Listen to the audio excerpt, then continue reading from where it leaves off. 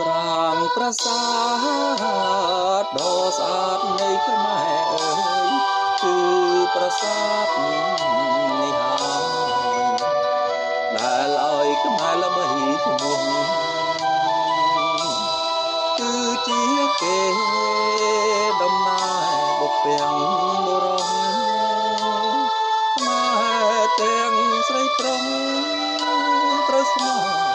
នឹងទឹកដីអង្គរមានពណ៌ទឹកជុំវិញទឹកមានមិនណាដែលទាំងទេងភ្ញៀវប្រុសស្រីមានគេឈ្មោះពីរួមល្បាញល្បីនេះគឺជាស្នាដៃដែលឆ្នៃពីបោពាំងប្រលឹងនៃតុងជាតិខ្មែរចងហត់ខ្សែមិនដែលភ្លេចទេគោរពស្មោះស្ម័គ្រគ្រប់កន្លែងស្ដែងពីឆានទាំងសឹងគ្រូម្នាក់បញ្ជាក់ដោយចិត្តស្មោះសរអោប្រាសា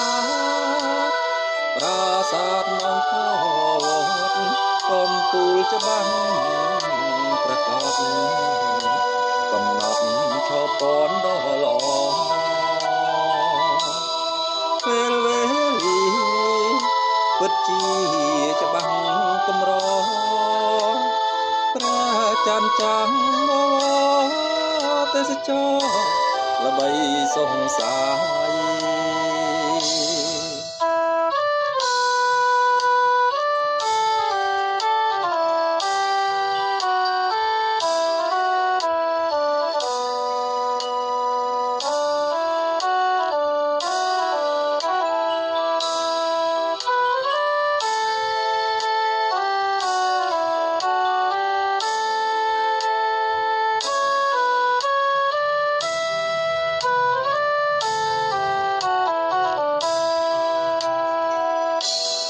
ប្រ